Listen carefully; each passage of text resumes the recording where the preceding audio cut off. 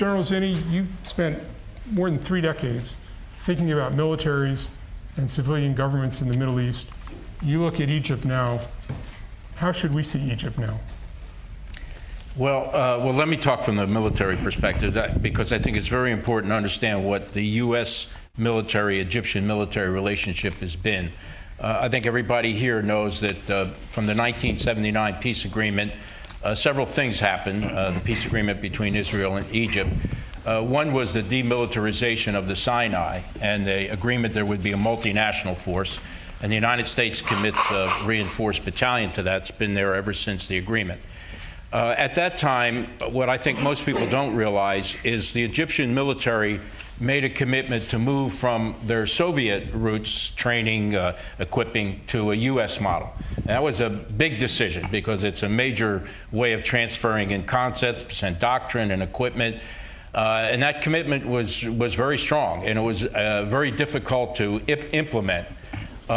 In the course of time, of course, with our the U.S. assistance, the military has come a long way, has really adjusted to a Western, particularly U.S. Style of operations and equipment.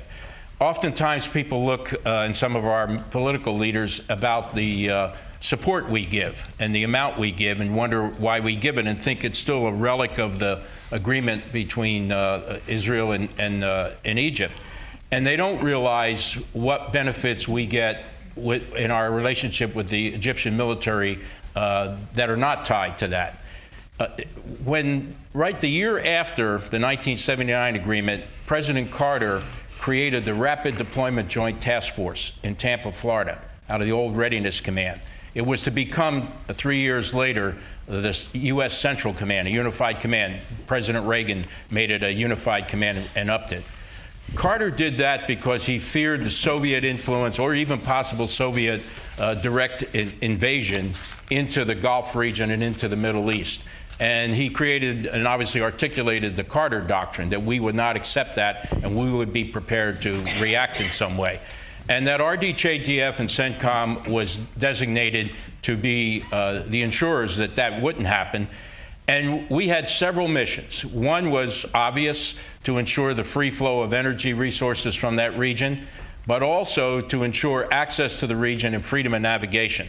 If anyone looks at the map of the world, you'll see and understands the major trade routes from the Strait of Malacca to the Strait of Hormuz to the Bab el-Mandeb at the base of the Red Sea up through the Suez Canal. That is a critical lifeline for trade, not just energy and oil and natural gas, but obviously a trade route that is critical to the world's economy. And and Carter and the subsequent presidents wanted to protect that. And also the mission of CENTCOM was to help try to ensure stability. Now with that came the relationship military to military and the security assistance programs we ran. It was a major security assistance program we've had with the Egyptian military. What have we gotten from that? The Egyptians sent a division to the first Gulf War to be by our side when Saddam invaded Kuwait. They sent a brigade to be by our side in Somalia. And obviously the interoperability, the training together based on the same doctrine, that made it much easier to operate with them. And from a CENTCOM or Central Command point of view, that was a major commitment and a major ally to participate in that. With the creation of CENTCOM and the RDJTF, there was an understanding that we could not get access to that region if required with a major military force without Egypt. It was considered, as the term I heard when I arrived at CENTCOM, the keystone.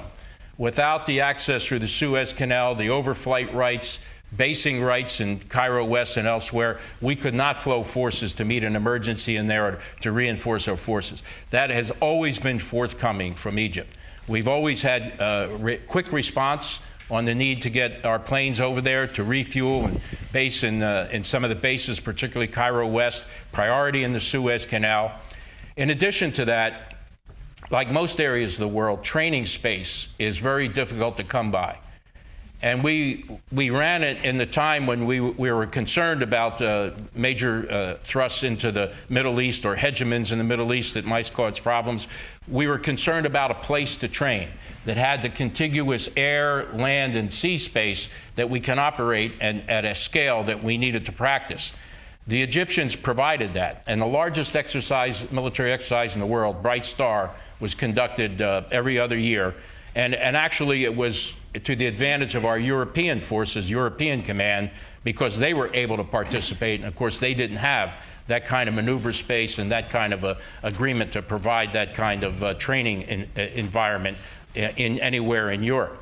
And I just bring this up because I think that people think that the $1.3 billion is some sort of gift that just arrives. First of all, much of that is done in kind with U.S. equipment, U.S. training, officers and NCOs that come to U.S. schools. I just lectured at Maxwell Air Force Base at our Air Command and Staff College, and we're Egyptian officers in there, as they are in every one of our military schools.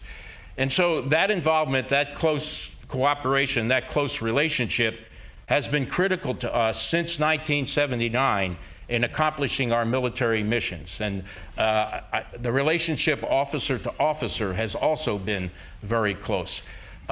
I watched as the events took place, obviously in 2011. I watched very carefully on the reaction of the Egyptian military. And of course, I would say compare what happened there to what happened in Libya and what happens now in Syria with their military. I think they remained very restrained. I think they were interested in making sure that everything turned out in a way that was in the best interest of the people and resolved itself in a way, and it's still resolving itself, that makes Egypt come back to be a prosperous country, one with the kind of democracy we would appreciate. And as John said, the military's figuring out its role now. And I would not want to break that tie at this critical moment between the U.S. and the Egyptian military. It's been very strong. We've been on battlefields together. They've given us everything we needed to respond to critical situations and been by our side when that happened. And I think it's important to get through this and work with them to find out what that right level and right place is in this evolving and emerging Egyptian political system and society. Thank you.